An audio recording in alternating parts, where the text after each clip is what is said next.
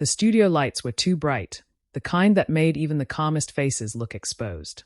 The audience had just settled, laughter still echoing from the previous segment, when the camera slid back to the panel. Joy Behar leaned forward in her chair, her papers slightly crumpled in her hand, eyes locked on the guest across from her. Gal Gadot sat perfectly still, legs crossed, hands folded neatly in her lap, a faint smile on her lips that didn't quite reach her eyes. The energy in the room shifted, subtle, almost imperceptible, but heavy enough that everyone felt it. This wasn't going to be another polite celebrity interview. This was going to be one of those moments people talk about for years. The kind that makes clips go viral within minutes. The kind that leaves a silence so loud you can hear your own heartbeat. And before we dive in, if you love intense celebrity moments, real emotions, and behind-the-scenes drama that explodes on live TV, make sure you hit that subscribe button right now, smash like, and drop a comment below. You're watching Prime Talk, and trust me, you don't want to miss what's coming next. Joy adjusted her glasses, her tone casual but loaded, the way only someone with decades of television experience could manage. "Gal," she began, smiling thinly, "you've been very outspoken lately. Some people say, maybe a little too outspoken. Do you ever worry that your views might alienate part of your audience?" A ripple of murmurs passed through the crowd. Gal didn't answer immediately. She inhaled slowly, the kind of breath someone takes when they know the next sentence will change the room. Her eyes flicked briefly toward Whoopi, then back to Joy. The smile faded. "I think," she said carefully, her accent soft but steady, "that staying silent when something matters is more dangerous than making people uncomfortable." The audience shifted again. A few claps tried to rise, then hesitated, unsure if they were allowed. Joy tilted her head, not backing down. "But you're an actress. Some people feel you should just entertain, not lecture." The word lecture hung in the air like a challenge. For a split second, Gal's composure cracked, not in anger, but in something deeper. Disappointment. Maybe even disbelief. Her hands tightened together, knuckles whitening. Then she relaxed them, as if making a conscious choice not to retreat. "I didn't realize empathy had a job description," she replied quietly. A murmur rolled through the audience. Someone audibly gasped. The camera cut to Joy, whose smile stiffened. "That's not what I meant. But when you speak publicly, you influence people. That comes with responsibility." Gal nodded slowly, eyes never leaving Joy's. "Exactly. And that's why I speak." The tension in the studio thickened. You could almost hear producers shifting behind the cameras, wondering if they should cut to commercial. The other co-hosts sat frozen, unsure whether to jump in or let it unfold. Joy leaned back in her chair, arms crossing. "Some would say your comments come from privilege, that you don't really understand what the average person goes through." That was the moment. The air changed. Gal's jaw tightened, and for the first time, emotion crept visibly into her voice. Not anger, something more controlled, more dangerous. "I understand what it means to be afraid," she said. "I understand what it means to grow up with uncertainty. I understand what it means to serve, to lose friends, to watch people you love live with fear every single day." The audience went silent. Not a cough, not a shuffle. She leaned forward now, her posture mirroring Joy's earlier stance, but her voice remained calm, deliberate, unshaking. "And I understand what it means to stay quiet so others feel comfortable," she continued. "But I'm not here to make people comfortable. I'm here to be honest." A beat. Then another. Joy opened her mouth, but Gal kept going, not raising her voice, not interrupting, just refusing to yield. "When I speak, it's not politics. It's personal. It's human. And if that makes someone uncomfortable, maybe that discomfort is worth examining." The audience erupted. Applause burst out, scattered at first, then growing louder, stronger, until it filled the studio. Some people stood. Others looked stunned, hands frozen mid-clap. The camera cut between faces, shock, admiration, tension, disbelief. Joy's expression shifted. For a brief second, the seasoned host seemed caught off guard. She blinked, glanced at her notes, then back at Gal. "Well," she said, forcing a laugh, "that's certainly one way to put it." But the moment had already slipped beyond her control. Gal leaned back, exhaling softly, eyes shining under the studio lights. Not triumphant, not smug, just resolute. The silence that followed wasn't awkward. It was heavy, charged, the kind that tells you something real just happened on live television. And as the camera pulled back, As the applause slowly faded, one thing became clear. This wasn't just an interview anymore. It was the beginning of a conversation no one in that studio was ready for, and one that would explode far beyond those walls. And trust me, what happened next only made things more intense. The applause eventually died down, but the tension didn't. It lingered in the air like static before a storm. The camera pulled in closer again, sensing what everyone in the room already knew. This moment wasn't over. Not even close.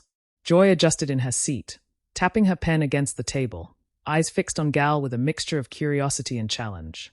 The crowd had quieted, but you could feel them leaning forward, waiting. Even the crew behind the cameras seemed frozen, unsure whether to intervene or let the fire burn. "So," Joy said at last, her voice lighter but edged with something sharper beneath. "Do you think celebrities should use platforms like this to take moral stances? Even when half the audience disagrees?" Gal didn't answer right away. She looked out into the audience, scanning faces, young, old, some nodding, some tense, some visibly conflicted. When she spoke again, her tone softened, but the intensity behind it deepened. "I think people forget," she said, "that celebrities are people before they are platforms." A ripple of murmurs passed through the room. She shifted slightly in her chair, crossing her legs the other way, grounding herself. "We're not characters that turn off when the camera does. We don't stop feeling, or thinking, or caring just because someone bought a ticket or watched a movie." Joy raised an eyebrow. "But don't you think there's a line between personal belief and public influence?" Gal tilted her head, studying the question. "I think the line is pretending we don't have influence at all."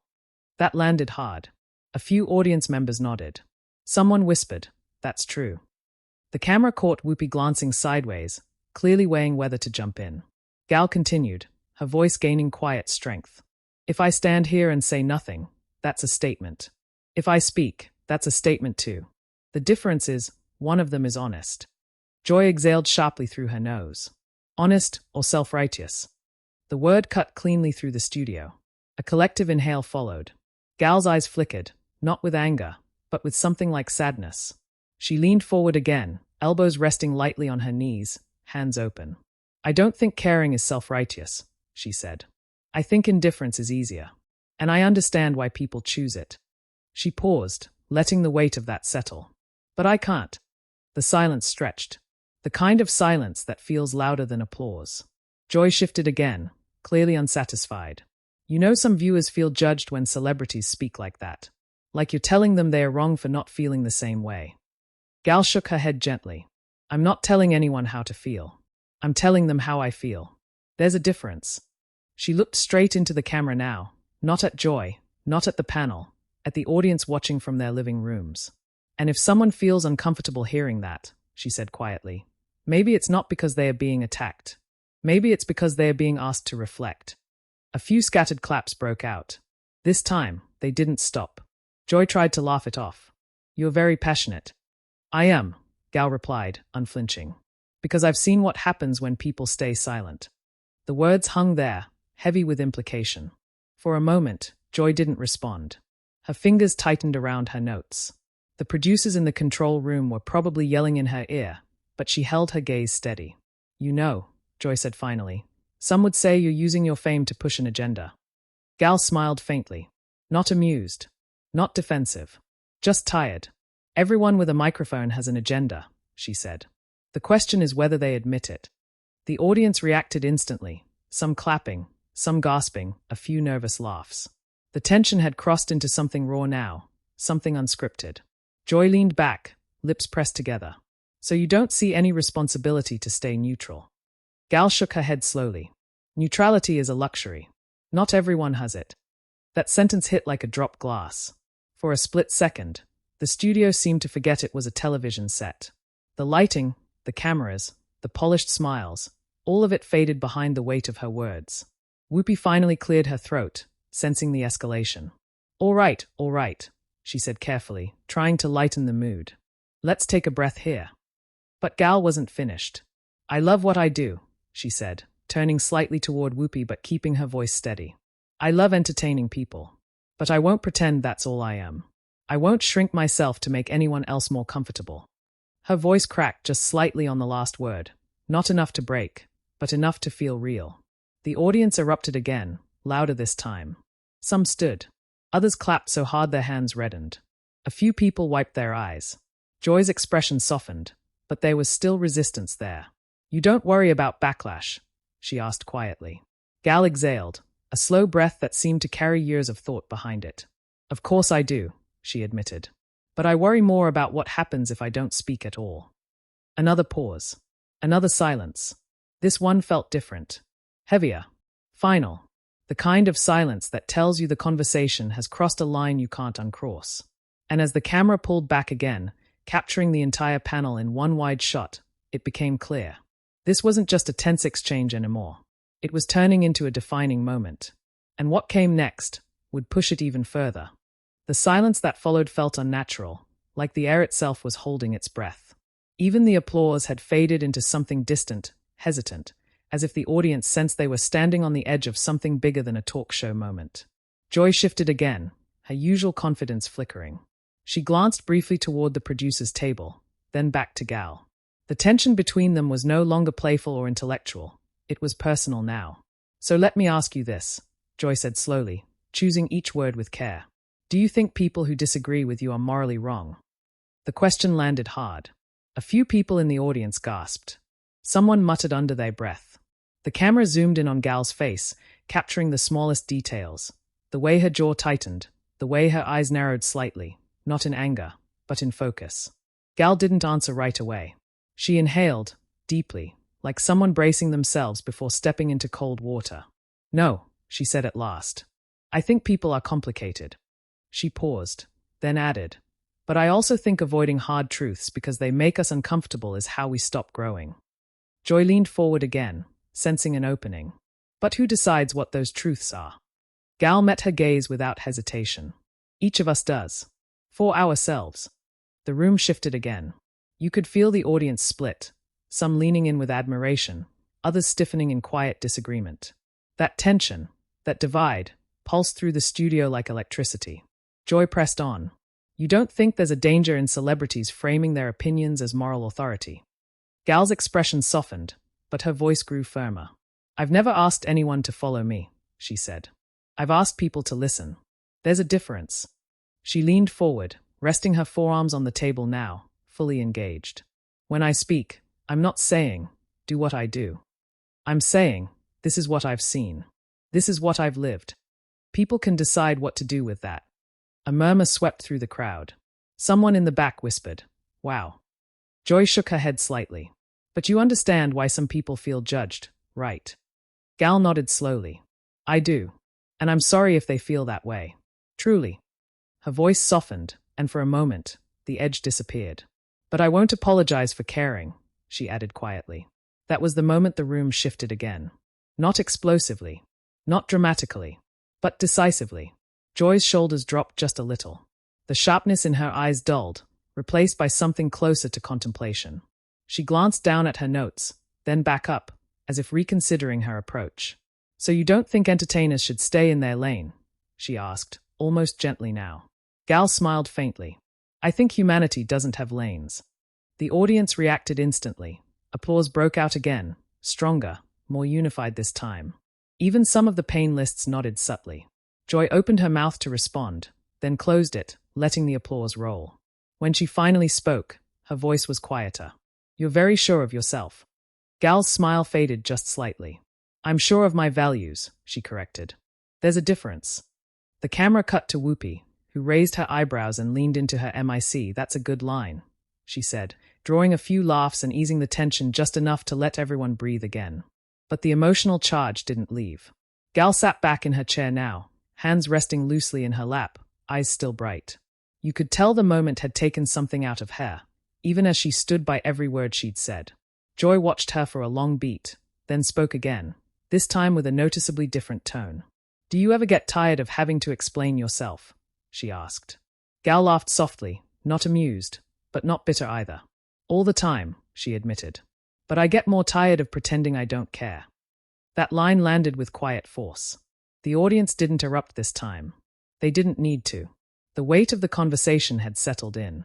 People were listening differently now, not as fans, not as critics, but as witnesses. Joy nodded slowly. "I can respect that," she said. even if I don't agree with everything. Gal smiled, small and genuine. That's enough. For a moment, everything seemed to calm. The tension eased. The conversation felt like it had found its natural end. But then, Joy leaned forward one last time. There's one more thing, she said, her voice careful but deliberate. Gal's smile faded. The audience collectively leaned in. And in that split second, before the next question landed, it became clear. Whatever Joy was about to say was going to change the entire conversation. The studio felt impossibly quiet. Joy's hand hovered over her notes, fingers tightening just slightly as she looked up at Gal. The audience leaned forward in unison, instinctively sensing that whatever came next wasn't part of the usual rhythm of daytime television. Even the lights seemed harsher now, casting sharp shadows across faces that had gone completely still. There's one more thing, Joy said again, slower this time. You've talked about honesty, responsibility, about using your voice. But what do you say to people who feel your words divide instead of unite? The question landed like a final card on the table. Gal didn't respond immediately. She looked out at the audience, then up toward the lights, blinking once as if grounding herself. When she finally spoke, her voice was softer than before, but carried far more weight. I say, division doesn't come from speaking, she said quietly. It comes from pretending differences don't exist. You could hear a pin drop. She straightened in her chair, her posture calm but unyielding, and continued. Unity isn't silence. It's understanding. And understanding doesn't happen when everyone agrees. It happens when people are brave enough to listen. Joy studied her, the tension between them no longer combative, but reflective. And what if people don't want to listen? Joy asked. Gal's eyes lifted, meeting hers directly. Then I'll still speak, she said, because silence never changed anything. The words settled into the room like a final note of music, soft, but impossible to ignore. For a moment, no one clapped. No one moved. Then, slowly, someone in the audience stood. Then another. And another. Applause rose, not explosive, not wild, but steady, deep, and sincere. The kind of applause that didn't come from excitement, but from recognition. From people who felt they had just witnessed something real. The camera swept across the crowd, faces thoughtful, emotional, conflicted, inspired. Some nodded. Some wiped their eyes. Some simply stared, absorbing it all. Joy looked out at them, then back at Gal. Well, she said quietly, a small smile breaking through, you've certainly given people something to think about. Gal exhaled, almost imperceptibly. That's all I hoped for. The tension that had dominated the segment slowly dissolved, replaced by something heavier, more reflective. The kind of silence that lingers long after the conversation ends. As the show moved toward commercial, the hosts shifted in their seats, trying to regain a sense of normalcy. But the energy had changed. You could feel it in the room. You could see it on their faces. And outside the studio, it exploded. Within minutes, clips of the exchange flooded social media. Headlines began to form in real time. Some praised Gal's courage. Others accused her of overstepping. Hashtags trended. Comment sections ignited. She said what needed to be said. She went too far. Best moment on The View in years. People argued. People debated. People rewatched the clip again and again, searching her expression, replaying her words, analyzing every pause, every breath. And Gal, she walked off that stage exactly the way she walked onto it, composed, quiet, and unflinching. No victory lap. No apology. Just resolve. By the end of the day, the moment had become more than an interview. It had become a cultural flashpoint, a reminder of how powerful live television still is. How one question, one answer, one unguarded moment can ripple across millions of lives. And whether people agreed with her or not, they were talking. They were thinking. They were feeling something. And that, more than anything, was the point. So now I want to hear from you. Did Gal Gadot handle that moment the right way? Do you think celebrities should speak their minds, or stay neutral? Was Joy pushing for honesty, or pushing too far? Drop your thoughts in the comments below.